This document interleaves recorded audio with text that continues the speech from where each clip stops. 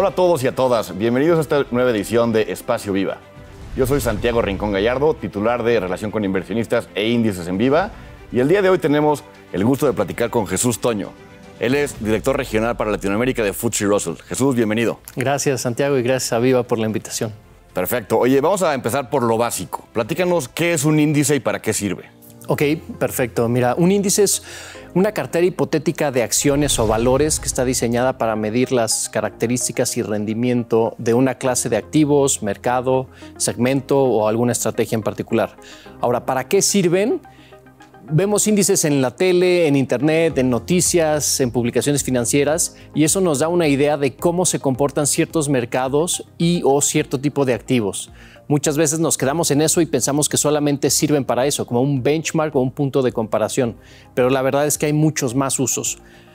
Uno muy sencillo de entender, creo yo, es el usarlo como referencia en un fondo de inversión.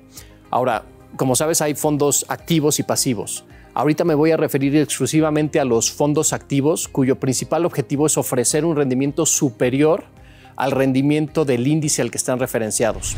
Por ejemplo, cuando tú vas a una casa de bolsa o a un banco e inviertes en un fondo, la gran mayoría de las veces ese fondo tiene un índice de referencia. Ese índice de referencia, en estricta teoría, aunque la verdad no siempre se cumple, debería ser el reflejo del universo de opciones en las que el fondo puede invertir en base a su política y su estrategia de inversión. ¿A qué me refiero con esto? Lo que quiero decir es que si el fondo dice que va a invertir, por ejemplo, en acciones del mercado mexicano y en acciones listadas en el SIC, pues el índice de referencia de ese fondo en particular tendría que reflejar ese universo de inversión y no solamente la parte mexicana del mismo, usando solamente un índice de acciones mexicanas, por ejemplo. Desgraciadamente en México todavía hay muchos casos en donde el índice de referencia y las políticas o estrategias de inversión de los fondos no están alineados.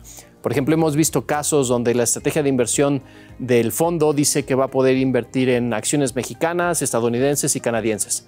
Pero cuando te metes a ver el índice que están usando como referencia, resulta ser que están usando un compuesto, uno que está compuesto exclusivamente de acciones mexicanas. ¿Qué pasa entonces, por ejemplo, con la parte de Estados Unidos y Canadá? ¿Cómo sabes si el rendimiento fue bueno o malo?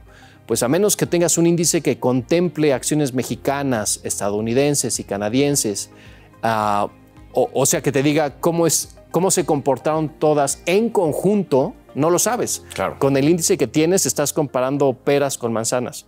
¿Y cuál es la implicación al final de todo esto? Pues que se puede prestar a que un gestor o un fondo ponga un índice, digamos, entre comillas, a modo o fácil de ganarle para hacer que el rendimiento de ese fondo se vea mejor de lo que realmente sería si se alineara a las políticas de inversión que tiene. Todo esto que te comenté es solamente una de las cosas para las que sirven los índices. Las otras, voy a ser un poquito más corto, es para la construcción de portafolios de asignación de activos. Es decir, cuando tienes un portafolio o mandato donde tienes que invertir en varios tipos de activos, entiéndase acciones, bonos, fibras, y necesitas encontrar la asignación óptima que minimice el riesgo y que te provea de los mejores retornos ajustados al riesgo. O sea, usas índices. Otro uso es para analizar el desempeño de administradores o portafolio managers. Mandatos de instituciones que buscan administradores para cierto tipo de estrategia usan índices para determinar qué tan bien o qué tan mal se están administrando esos recursos. Tenemos ejemplos muy claros de, por ejemplo, fondos de pensiones europeos que a lo mejor dicen, yo no tengo el expertise de invertir en Latinoamérica, entonces contrato un manager latinoamericano para que me invierta esa parte, y luego ese manager latinoamericano puede hacer subíndices para la parte mexicana, chilena, peruana, brasileña. Además, también sirve como herramienta de evaluación para tus portafolio managers, para saber, dentro de una misma estrategia de inversión, ¿no? Imagínate que tienes un equipo en México y el benchmark es el FTSE Viva, pero tienes equipos de value y de growth. Entonces puedes usar el FTSE Viva Value y el FTSE Viva Growth para evaluar esos equipos.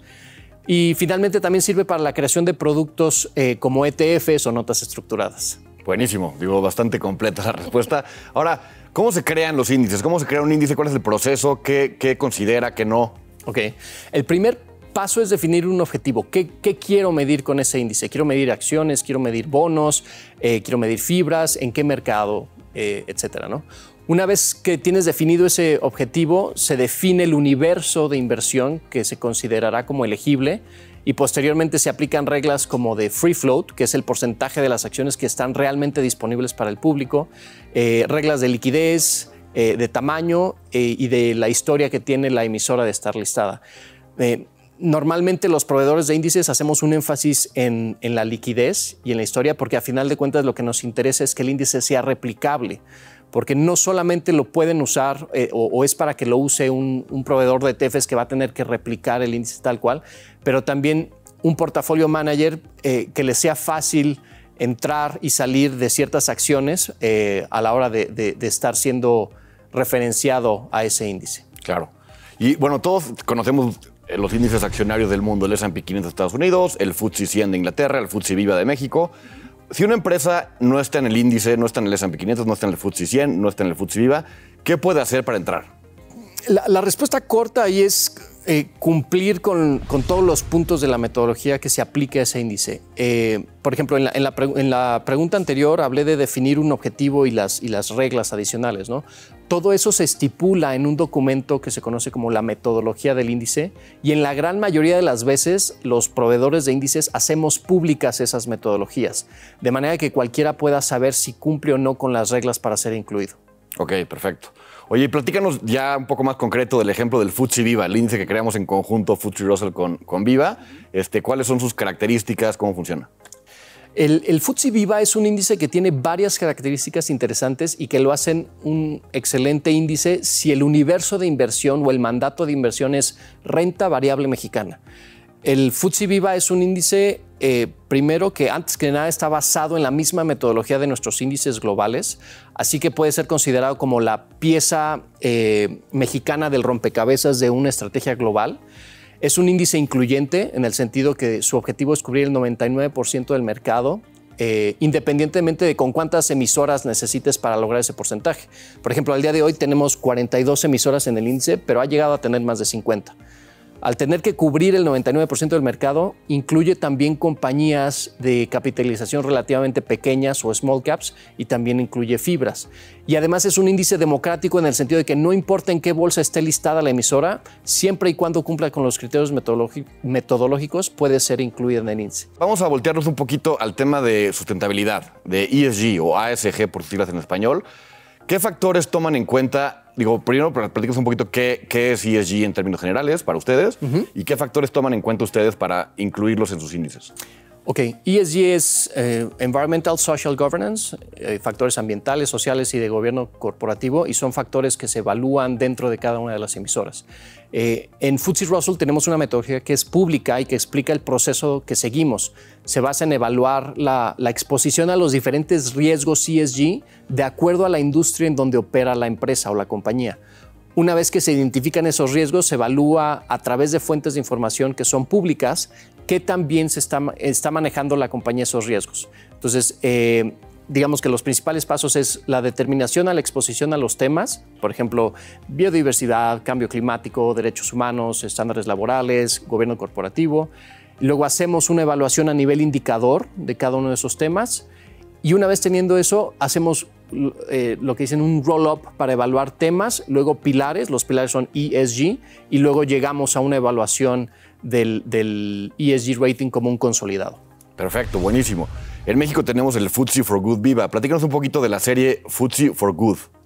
Ok, perfecto. Sí, ese FTSE for Good o la serie FTSE for Good se construye usando los scores que mencioné ahorita hace rato, los ratings que mencioné hace rato, donde tomas un índice inicial, en este caso, por ejemplo, para el FTSE for Good Viva, nuestro índice inicial es el FTSE Viva, que es un índice padre, y lo que hacemos es, o lo que dice la metodología es, nuestros scores van de 0 a 5. Entonces, para que tú estés incluido en un índice FTSE for Good y eres un mercado desarrollado, tienes que tener un score de 3.3 para arriba para ser incluido. Y en el caso de México, que es un mercado emergente, con que tengas un score de 2.9 para arriba, eres incluido. Y una vez que ya estás dentro, para mercados emergentes, con que conserves un score de 2.4 hacia arriba, sigues siendo parte del índice. Jesús, muchísimas gracias por acompañarnos. Un gran tema de índices. Muchas gracias por venir el día de hoy. No, muchas gracias a ti, Santiago, muchas gracias a Viva y encantado de participar en Espacio Viva. A todos los que nos ven, muchísimas gracias por acompañarnos y nos vemos en el próximo Espacio Viva.